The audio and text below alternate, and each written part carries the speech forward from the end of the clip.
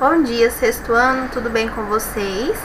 Nós vamos fazer agora a leitura da entrevista Física para Todos, né? De um cientista aí que nós até já vimos, ele no capítulo anterior, Marcelo Gleiser. E entrevista é o gênero textual que nós estamos trabalhando agora, né?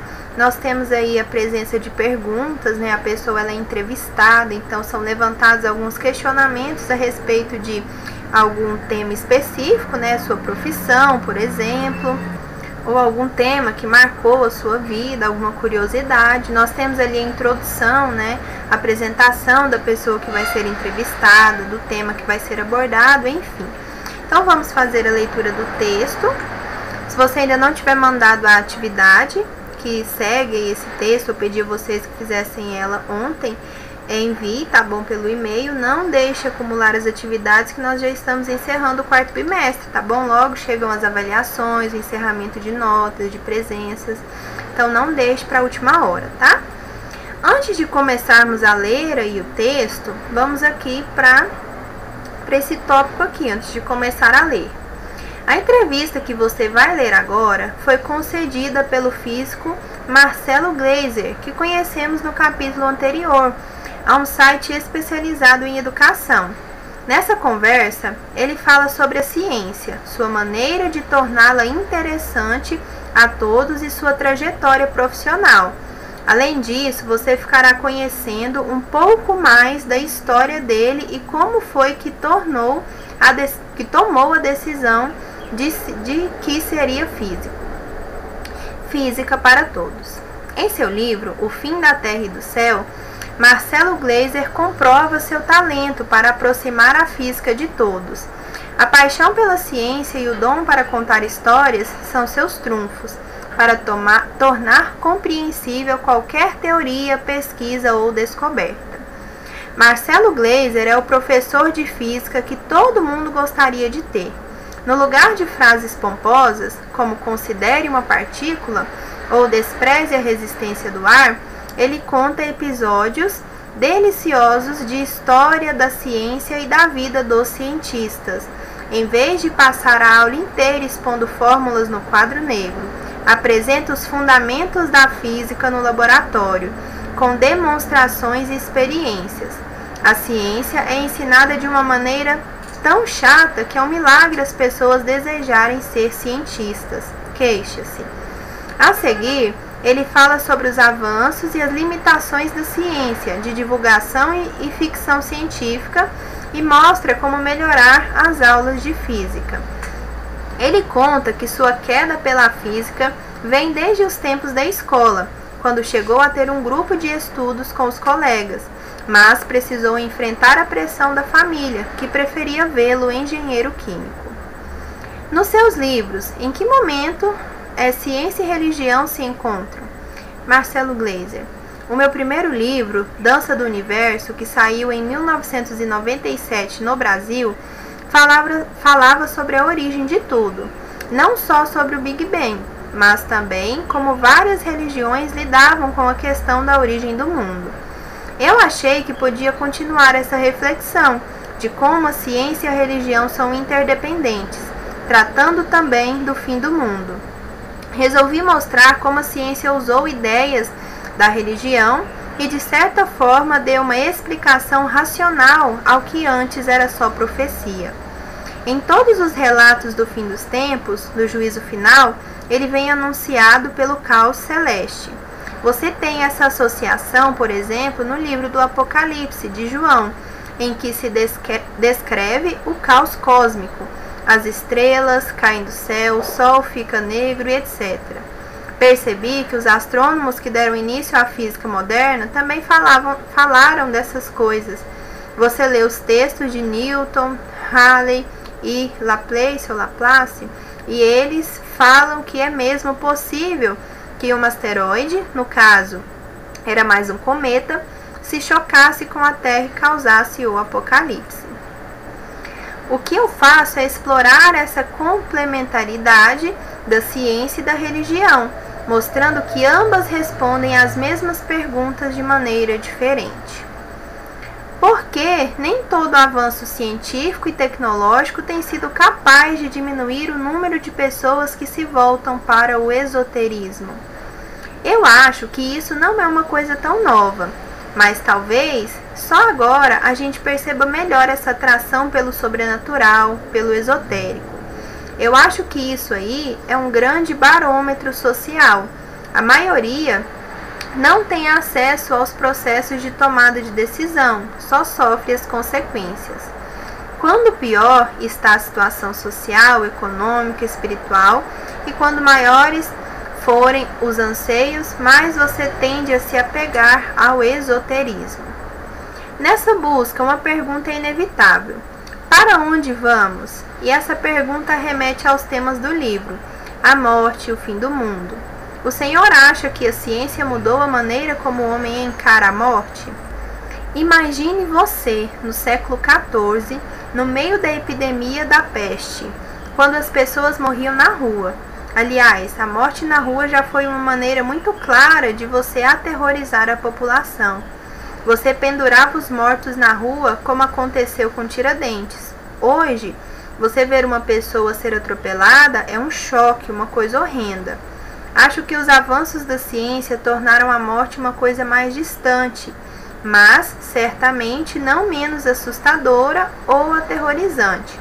Ninguém aceita a ideia da morte de maneira pacífica. Todo mundo se questiona sobre a origem de tudo e sobre o fim. Por quê?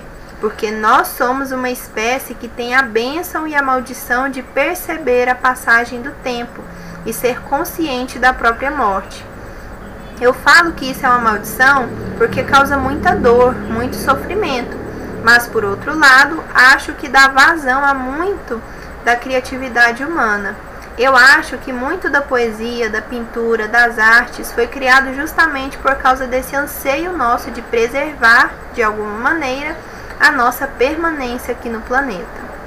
A ideia do curso Física para Poetas que o Senhor criou é resgatar a história da ciência e levar demonstrações e simulações para a sala de aula? Esse é um curso que eu acho que toda universidade no Brasil deveria ter. Ele consiste basicamente em dar um curso de Física e Astronomia para pessoas que não vão ser cientistas. A pessoa vai fazer letras, cinema, medicina e vai fazer esse curso também. Por quê? Porque o curso mostra como a ciência funciona, como ela foi criada dentro do contexto histórico. Hoje é o curso mais popular da universidade. Acabei de dá-lo no semestre passado e a turma tinha 182 alunos, que é muita coisa para qualquer universidade. Como o senhor era nos seus tempos de escola? Eu era bem CDF, mas era normal também. Risos. Tocava violão, jogava vôlei. Fui até campeão brasileiro quando eu estava no 2º ano do colegial. Aliás, o Bernardinho era meu levantador na seleção carioca. O Bebeto de Freitas era o técnico. Por outro lado, eu estudava muito. E desde o primeiro científico, lá pelos 15 anos, já tinha um grupo de estudos de física. Nosso negócio era, toda semana, ler e discutir os artigos da Scientific American e livros de divulgação científica, um pouco mais técnicos. Lemos juntos um livro do próprio Einstein, chamado Princípios da Relatividade. E havia orientação de alguém? Não, fazíamos tudo sozinhos mesmo. Não tínhamos um guru, mas, em geral, eu imagino que os professores do ensino médio possam ajudar grupos de estudo indicando leituras. Quisera eu que, na minha época de aluno, houvesse os livros de divulgação científica que existem hoje. Para mim, foi uma batalha tomar a decisão sobre que caminho seguir. Eu acabei fazendo engenharia química por 2 anos e só depois me transferi para o curso de física. Se eu tivesse lido esses livros quando era criança, aos 15 anos, não teria a menor dúvida de que era isso mesmo que eu queria fazer. Além de falta de livros, o senhor teve de enfrentar a pressão da família quando optou por seguir carreira numa área de ciência pura? Com meu pai mesmo, tive certo atrito quando saí do curso de engenharia para o de física. Ele não gostou dessa ideia nem um pouco. Eu falei que ia sair da Universidade Federal do Rio de Janeiro para fazer o curso de Física na PUC-RJ, que era o melhor na época. Ele respondeu que não ia pagar, eu que me virasse. Eu fui e me virei. Pena que ele não esteja aqui para ver o que aconteceu com o filho rebelde. Risos. Então temos aqui entrevista feita pelo Vitor Cassimiro, tá bom? Foi acessada em 2010. Primeira questão. Nessa entrevista, podemos encontrar várias informações e opiniões do físico Marcelo Gleiser sobre os mais variados assuntos.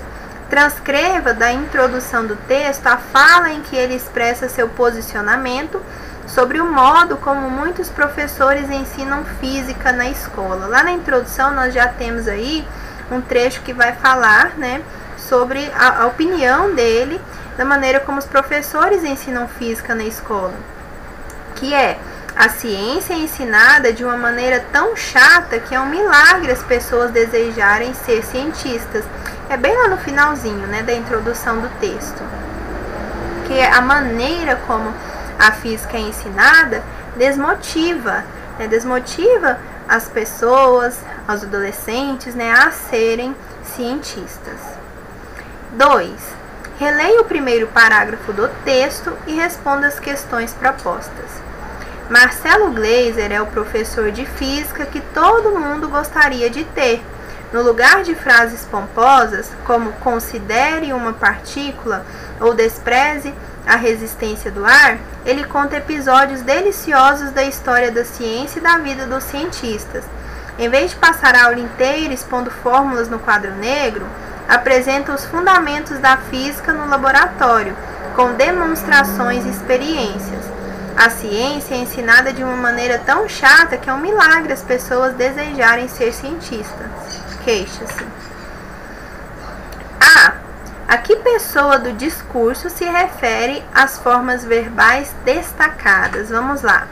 Nós temos aqui, o que nós temos de destacado aqui no texto, né, seria isso que está aqui dentro das aspas, né? Mas observando aqui as formas verbais, né, os verbos, ou por exemplo, enfim, vamos ver aqui, considere, né, considere, despreze, né, que está aí dentro do destaque, né, do nosso texto. E, enfim, o restante dos verbos aí que estão no texto é ensinada. Nós podemos perceber que eles estão aí na terceira pessoa do singular, ok? Então, a terceira pessoa do singular, que é ele, ok? B. Que palavra substitui o nome Marcelo Gleiser ao longo do parágrafo? Justamente o ele, né? Marcelo Gleiser é professor de física. Ele é o professor de física. Então, se nós fôssemos aí substituir, né, o nome dele em algum outro trecho, em algum trecho do texto, seria com o pronome ele, porque está falando sobre ele, né? Ele não é a pessoa de quem se fala. Ali nós estávamos, o autor do texto, né, falou do Marcelo Gleiser.